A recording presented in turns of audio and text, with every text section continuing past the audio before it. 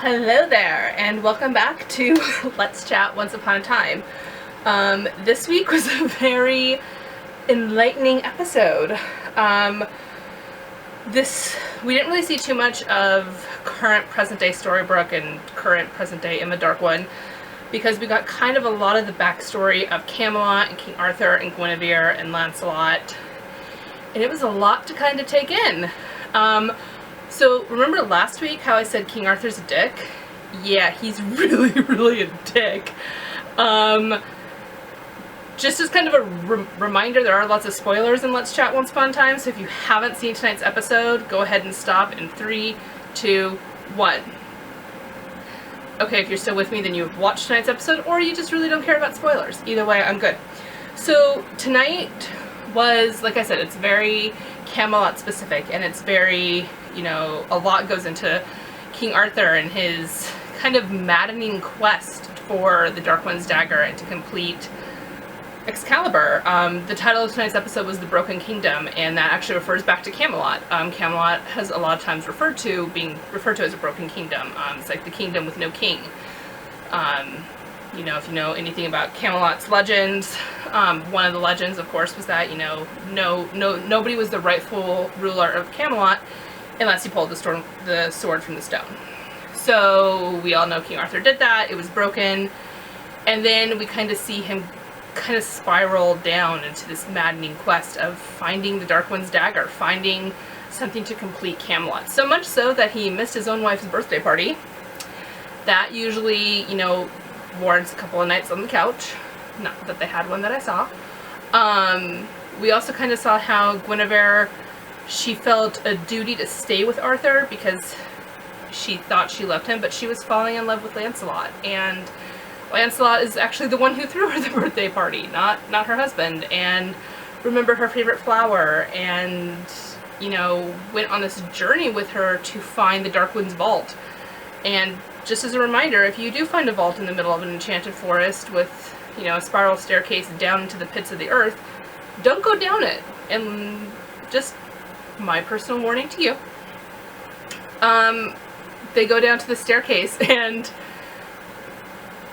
they run into Rumpelstiltskin, who offers them a choice. You know, you either get the gauntlet, or you either give the gauntlet to Rumpel, and he will give you something called the Sands of Avalon, which the Sands of Avalon turn out to be kind of a bitch, because they will fix anything that's broken, or mend something. So the idea was Guinevere would use the Sands of Avalon on Excalibur, and it would appear to be whole, and then it would, you know, quell King Arthur's madness, and they could, you know, live happily ever after. But this is Once Upon a Time, so that really didn't happen.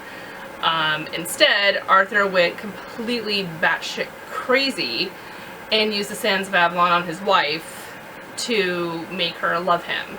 So, you know, he basically kind of, you know, love potioned her and told her a lie about Lancelot, and, you know, made her hate Lancelot, which was just rude and mean. And all of this kind of happened beforehand, and I know I saw on Twitter a lot of people were kind of confused by the timeline. I'm slightly confused by the timeline too, because they kept saying it was like 5 years before what's going on now, but that doesn't make sense because Rumpel was the Dark One, but he was in Storybrooke, so unless there's like some way he could be in two places at once and the dagger could be there, I'm really confused on the timeline. So there's that. In present-day present-day Camelot, we saw, first off, we saw kind of a nice little fight between Charming and Snow. You know, Mommy and Daddy are fighting, and that just never happens. So that was actually highly entertaining.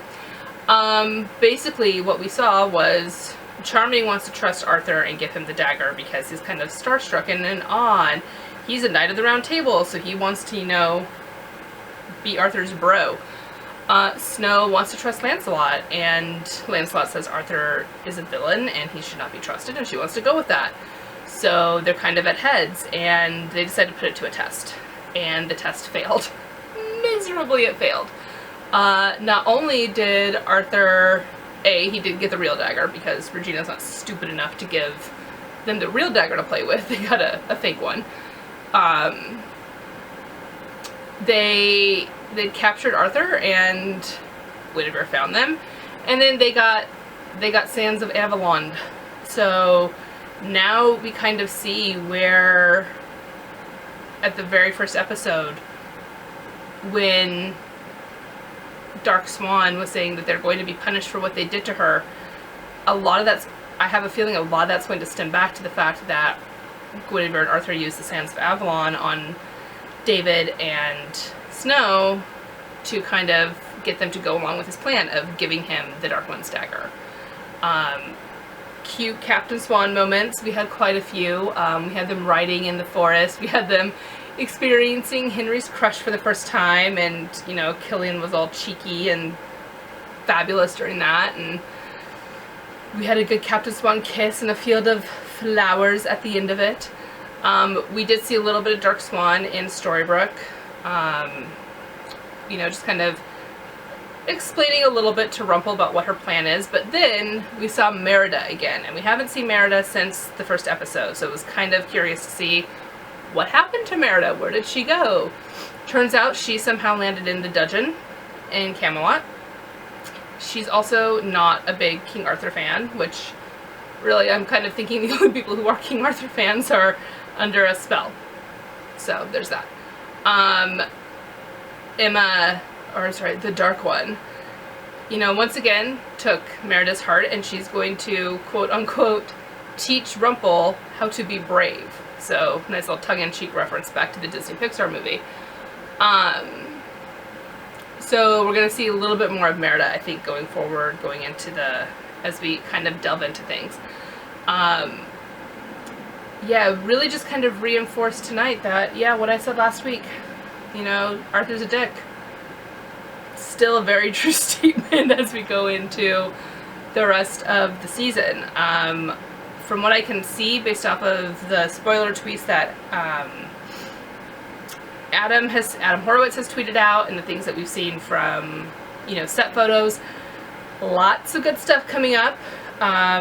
Again, this is going to be a big spoiler, so if you don't want to hear it, stop now. For the rest of you, we did see in pictures that at some point in the last 3 or 2 episodes, Excalibur will actually be made whole again, and there's 2 people's names on this now. It looks like there's a name on the Excalibur half of it, and then Emma Swan's name is still on the Dark Swan's little tip of it.